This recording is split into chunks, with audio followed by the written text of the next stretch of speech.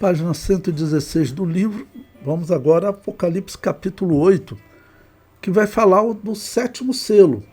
Então você veja, esses eventos do capítulo 7, eles ocorreram entre o sexto e o sétimo selo. O sexto selo, ele foi dedicado àquelas almas daqueles mártires da grande tribulação. E agora, o capítulo 8, então, ele fala do sétimo selo. Apocalipse capítulo 8, versículo 1. E havendo aberto o sétimo selo, fez-se silêncio no céu, quase por meia hora. O sétimo selo parece ser aberto no início do segundo período de 3 anos e meio da grande tribulação. Bom, aqui eu estou colocando uma possibilidade, né, irmãos? Porque a grande tribulação, pela descrição de Daniel, ela dura 7 anos. É a última das 70 semanas de Daniel, ela é que dá tempo à grande tribulação de 7 anos. Não existe no Apocalipse uma descrição de duração de 7 anos para esse período do governo do anticristo. Mas é Daniel que nos dá esse tempo, tá ok? E esses 7 anos, eles são divididos. O anjo diz para Daniel, depois nós vamos estudar as 70 semanas de forma detalhada, mas o anjo diz para Daniel que ele é dividido em 2 períodos de 3 anos e meio.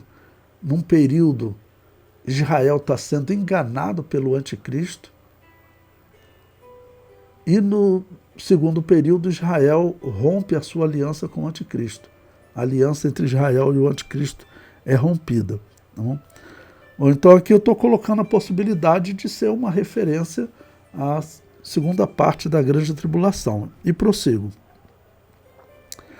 Chegamos a essa conclusão devido aos tópicos anteriores, quando foi evidenciado que o sexto selo é aberto no fim do primeiro período de 3 anos e meio. Nesse momento, o dragão aumenta sua perseguição à mulher, povo de Deus, recebendo o auxílio de 2 bestas, mas a mulher é protegida. As 2 testemunhas são mortas. Demônios sobem do poço do abismo.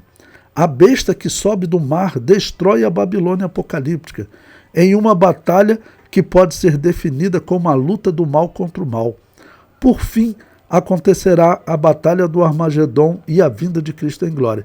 Ou seja, eu fiz um resumo para vocês aqui do que vai acontecer nessa segunda parte da grande tribulação. Eu vou até reler depois que fala período de 3 anos e meio, né, para vocês entenderem que é um resumo dos eventos. Olha, nesse momento o dragão aumenta a sua perseguição à mulher, o povo de Deus, que nesse momento vai ser Israel, ok? Vamos dizer, Israel, inclusive, está rompendo a aliança com o anticristo. Então ele aumenta a perseguição ao povo de Deus, recebendo o auxílio de 2 bestas, a besta que sobe do mar e a besta que sobe da terra. Mas a mulher é protegida. As 2 testemunhas são mortas no início desse período, e também é um grande sinal, porque elas sobem aos céus, ressuscitam e sobem aos céus, aos olhos de todos. Demônios sobem do poço do abismo. A besta que sobe do mar destrói a Babilônia apocalíptica. Nós veremos que a besta que sobe do mar, irmãos, vocês verão que é um poder político. E hoje é a maçonaria. A maçonaria, ela domina o poder político no mundo. Ela domina os Estados Unidos. Uma das razões para eu acreditar que o anticristo vem de lá é porque os Estados Unidos ele foi organizado pela maçonaria. Isso você tem aí diversos livros que contam essa história, né? O George Washington, o desenho célebre dele, ele está lá com o avental da maçonaria. E a maçonaria, ela é o quê? A maçonaria, ela é o gnosticismo. Ela é o gnosticismo, que é uma tentativa de unir o cristianismo e o paganismo. Essa é a mensagem do gnosticismo. É o que eles vão tentar fazer durante a grande tribulação. E os Estados Unidos, ele é o país praticamente pode dizer que é o país da maçonaria. A história deles garante isso. Tanto que você vê nos Estados Unidos, é raro presidente católico. Parece que foram só 2 na história. Um deles foi o John Kennedy, que acabou assassinado, né? Porque o poder lá é controlado pela maçonaria. E é muito difícil, alguém tem que se destacar muito para não ser alguém ligado à maçonaria. E a maçonaria, como eu tenho dito para vocês também, são as igrejas protestantes. As igrejas protestantes, por isso que nós temos que manter distância delas, porque elas não passam de um movimento da maçonaria. Então essa besta, esse poder político, ele vai acabar destruindo a Babilônia apocalíptica. Quem é a Babilônia apocalíptica? É a Igreja Católica. Então ele vai acabar destruindo a Igreja Católica também, porque ele vai querer acabar com todo sinal do cristianismo, né? Ok? E por fim acontecerá a batalha do Armagedon e a vinda de Cristo em glória, que é Jesus vem em glória quando todo olho verá. Essa é a descrição bíblica. Ok? Então, esse 7º selo, ele é provavelmente o início da segunda parte da grande tribulação. Ainda na página 116, o item 8.1.2, silêncio no céu. Eu comento, alguns argumentam que o versículo 1, quando fala de 30 minutos de silêncio, seria para aumentar o terror do juízo.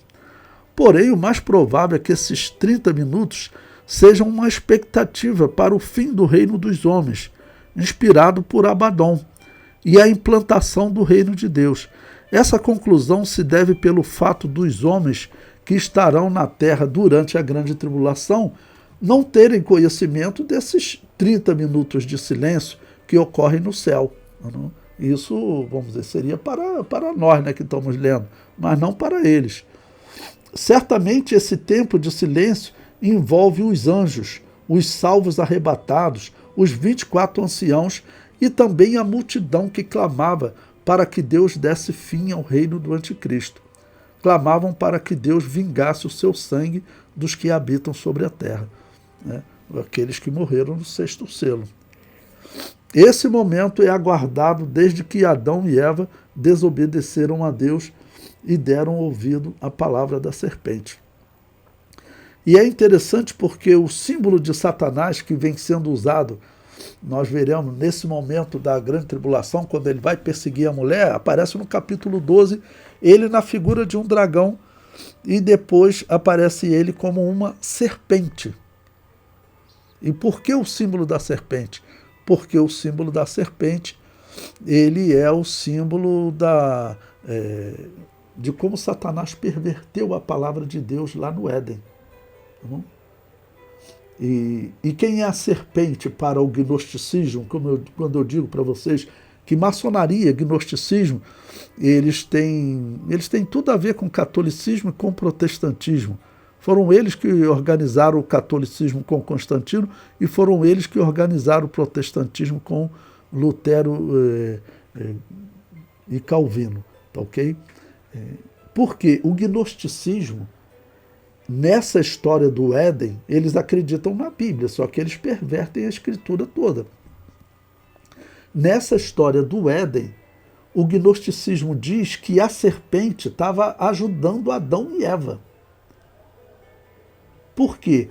Porque a serpente falou para eles do conhecimento. O que é conhecimento? É gnose, né? Por isso o gnosticismo. Olha, a serpente queria transferir conhecimento para eles. Então a serpente é do bem. E aquele Deus que puniu Adão e Eva, aquele Deus é um Deus mau. É isso que o gnosticismo prega. Não?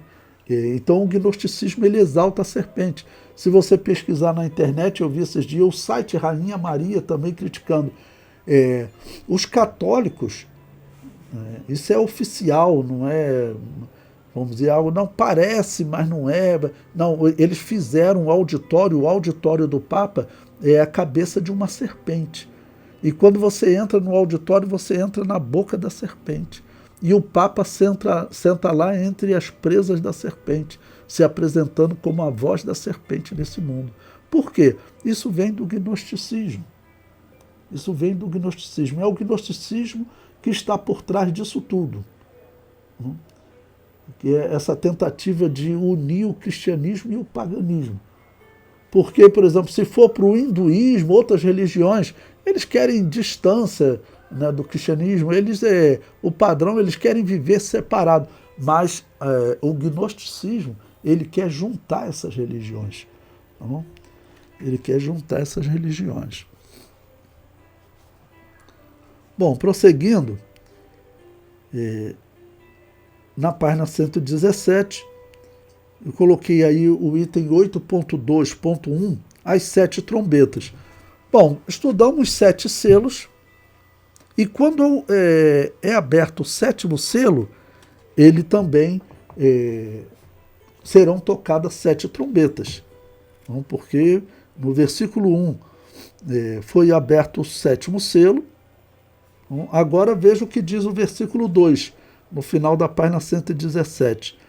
E vi os 7 anjos que estavam diante de Deus, e foram-lhes dadas 7 trombetas.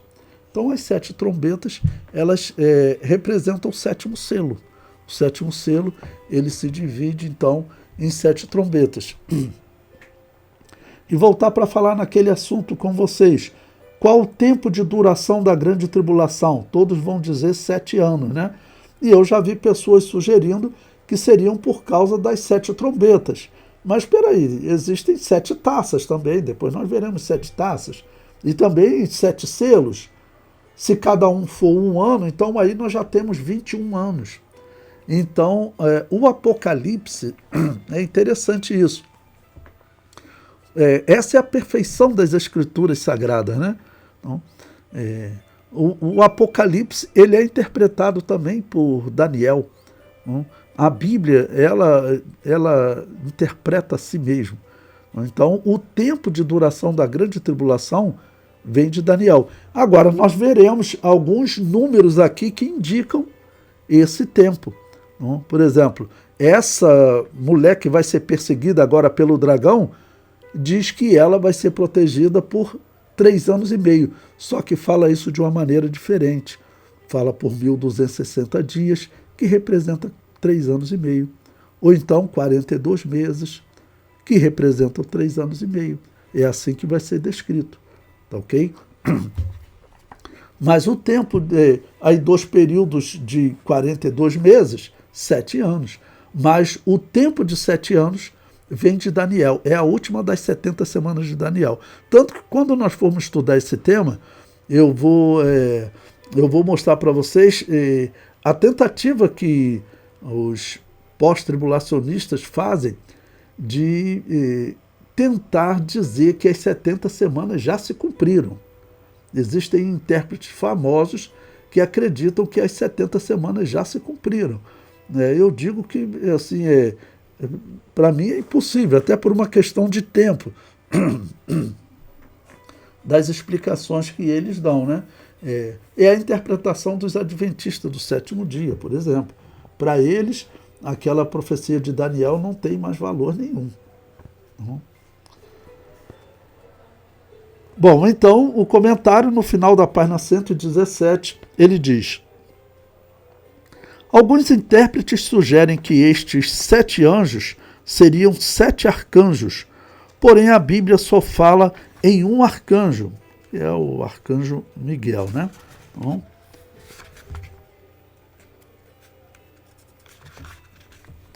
o número de 7 arcanjos aparece em literatura apócrifa, como o livro dos segredos de Enoque.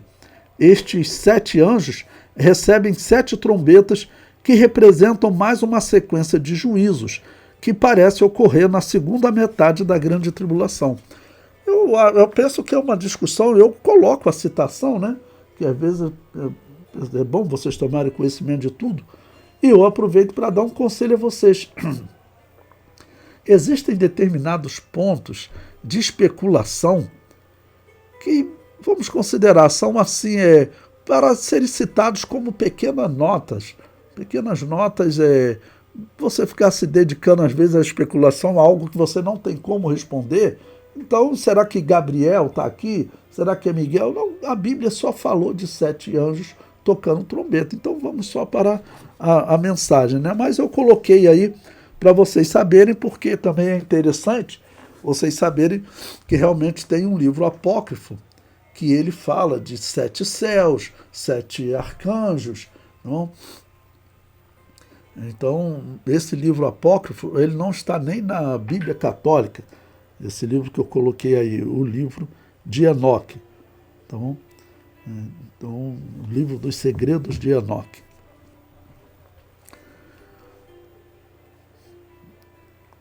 Pois bem, agora o item 8.3.1, ainda na página 118, um anjo junto ao altar.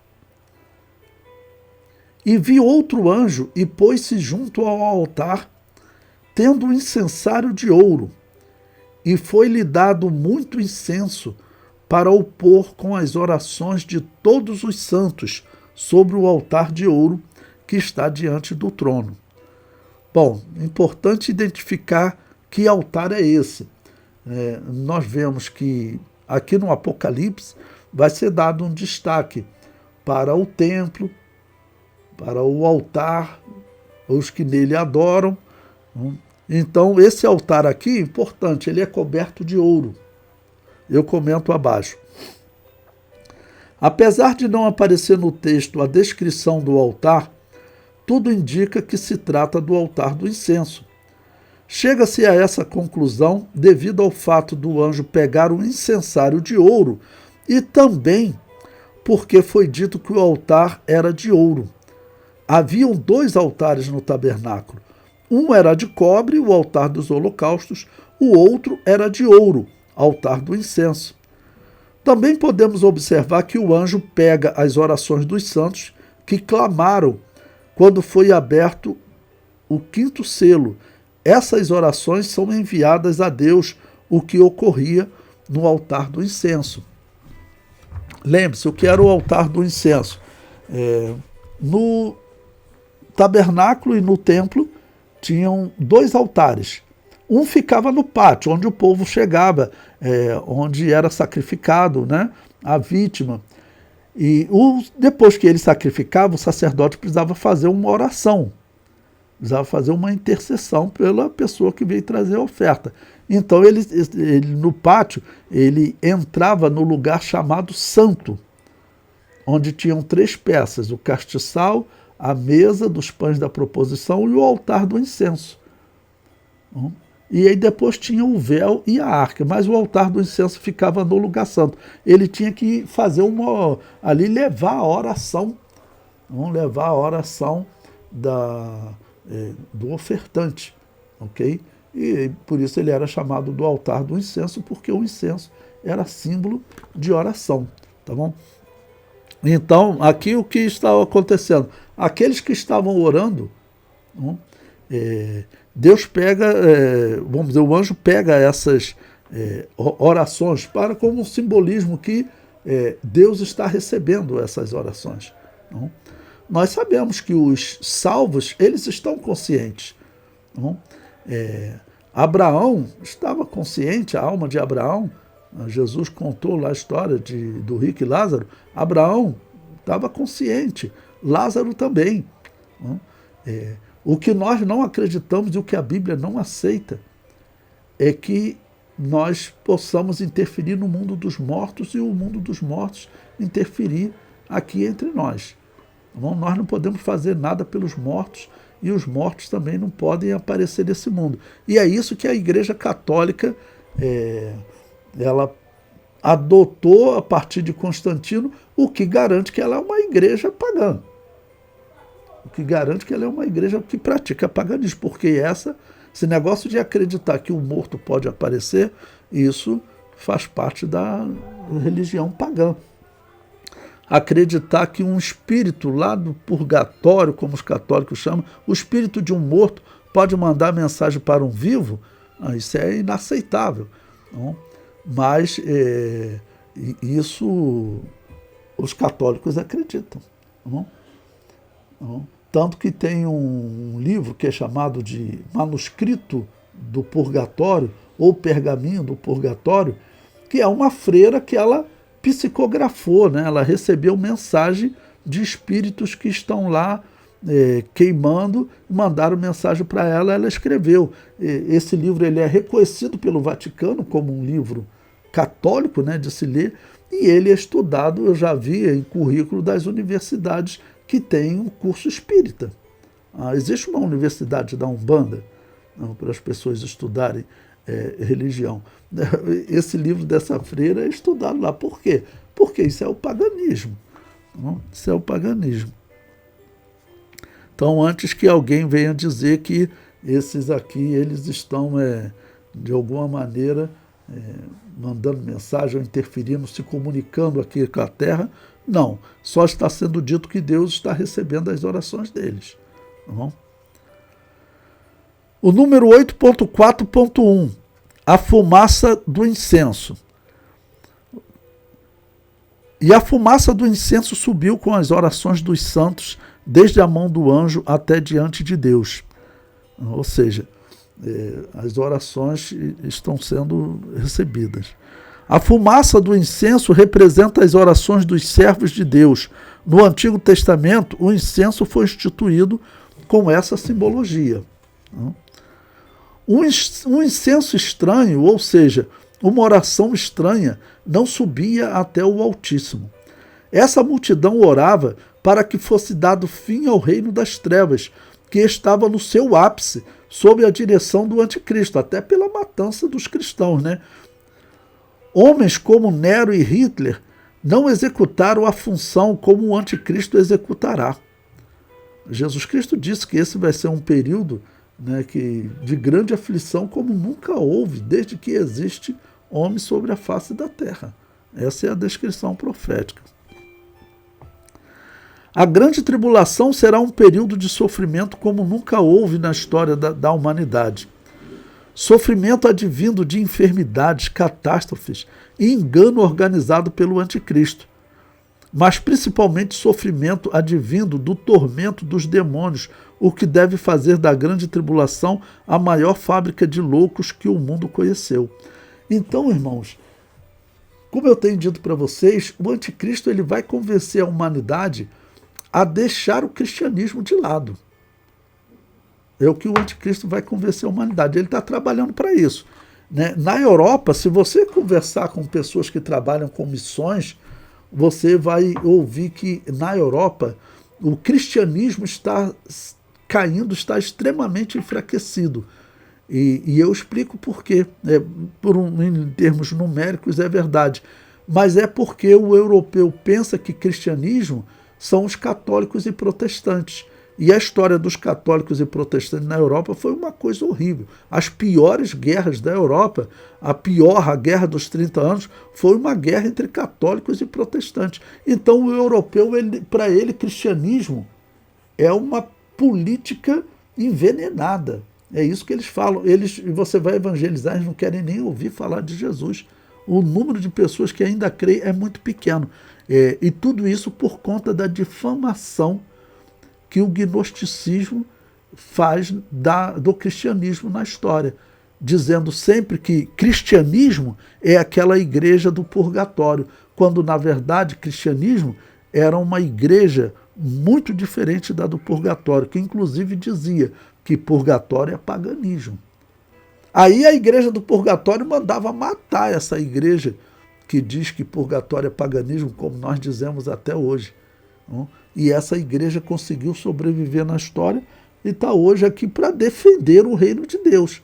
Está hoje aqui para defender o reino de Deus, para mostrar que essa história que contaram para a humanidade é uma história errada. Essa história está errada. O comentário prossegue. Estamos na página 119. Os hospícios deverão estar lotados. Eu falo isso aqui, irmãos, porque eu conheci mais de uma pessoa que trabalhava com pessoas de hospício, como aqui na colônia Juliano Moreira. Eu moro aqui em Curicica, perto da colônia Juliano Moreira, né? E o que ocorre? Pessoas que evangelizavam lá falavam que muitas pessoas que eram loucos, tal, caíam oprimidos, às vezes era liberto, mudava de vida. E também diziam que encontravam lá muito desviado do evangelho, que o inimigo jogava no estado de loucura, mas na verdade é possessão demoníaca.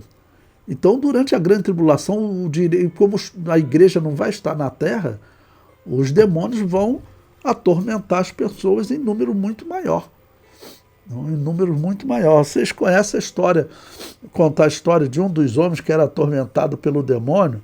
Ele foi, a Igreja Católica obrigou muitos judeus a receber o batismo dela à força, né? Senão morria.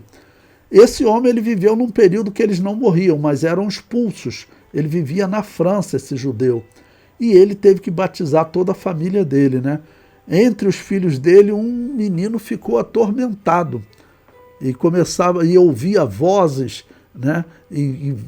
Sabe, aquilo atormentava ele, falava na cabeça dele, o menino. Até que alguém falou o seguinte: por que você não começa a escrever essas vozes? Ele começou a escrever, ouvia as vozes, escrevia tal, e acabou se tornando até famoso, né? O nome dele é Nostradamus. Você pode estudar a história de Nostradamus. Foi um judeu que ficou atormentado porque foi obrigado, ele, toda a família dele, pai dele, mãe dele, ele foi obrigado a receber o batismo da Babilônia apocalíptica. O homem ficou atormentado. Então, por isso que eu digo que a grande tribulação vai ser realmente uma fábrica de loucos. O comentário prossegue. Mas as orações dos santos subindo diante do Altíssimo representam uma razão especial para que o Altíssimo dê fim ao reino do Anticristo. O Altíssimo não está operando apenas para mostrar a sua soberania, como dizia Agostinho de Hipona, o Balaão de Pérgamo. O Altíssimo opera também porque as almas dos justos clamam pelo fim desse reino maldito. Podemos dizer que até as almas dos condenados ao inferno, se pudessem clamar, clamariam para que esse reino de engano fosse desfeito. É claro, quando a pessoa vê que foi enganada por toda a vida dela e foi condenada ao inferno, eu cito como exemplo, eu estava certa vez num seminário sobre espiritismo, seminário cristão, né? Mas sobre espiritismo, e aí tinham pessoas lá que eles contaram que se converteram do espiritismo, e pessoas que tinham entregue a alma mesmo a Satanás. Não? E eu falei para eles, né, que aquela história que as pessoas contam, que a pessoa entrega a alma dele a Satanás, e Satanás dá fama e riqueza a ele, tudo de bom nesse mundo, e na eternidade a alma dele vai ser de Satanás. Não. A alma lá na eternidade de sofrimento, nenhuma alma será de Satanás, porque o inferno foi preparado para o diabo e seus anjos. Ele vai estar lá sofrendo. Isso aí foi o inferno que a Igreja Católica inventou, que normalmente eles mostram os demônios fazendo maior festa no inferno. O inferno é um lugar de festa. Quem é que desenhou isso? Foi a Igreja Gnóstica. Foi a Igreja Gnóstica, a Igreja Católica. Existem desenhos da Igreja Católica, você pode procurar. Os demônios estão lá fazendo uma festa. Não, isso aí é engano. O inferno não é lugar de festa do demônio, é local, foi preparado para sofrimento deles, para a condenação deles. Não?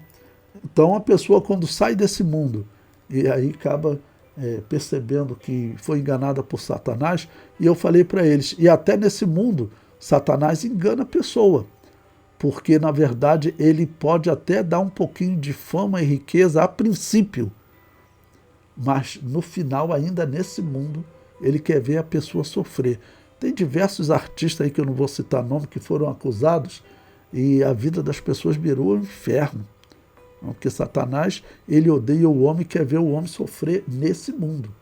Então, ninguém deve acreditar em fazer pacto com Satanás. Agora, vocês pesquisem também o que está acontecendo no mundo. Pesquise crescimento do satanismo no mundo.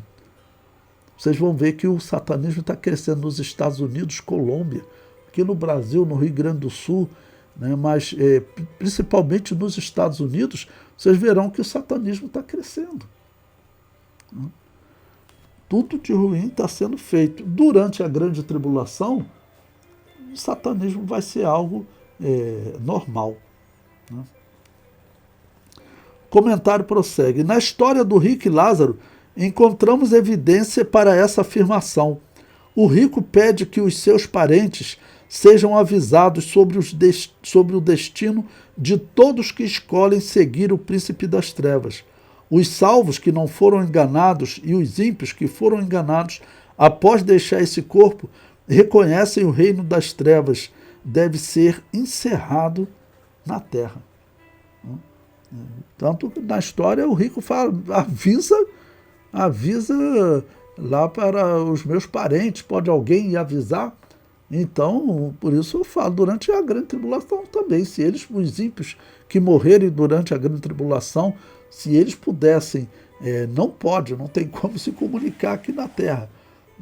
E lembre-se, o número de mortos na grande tribulação hoje seria de 4 bilhões.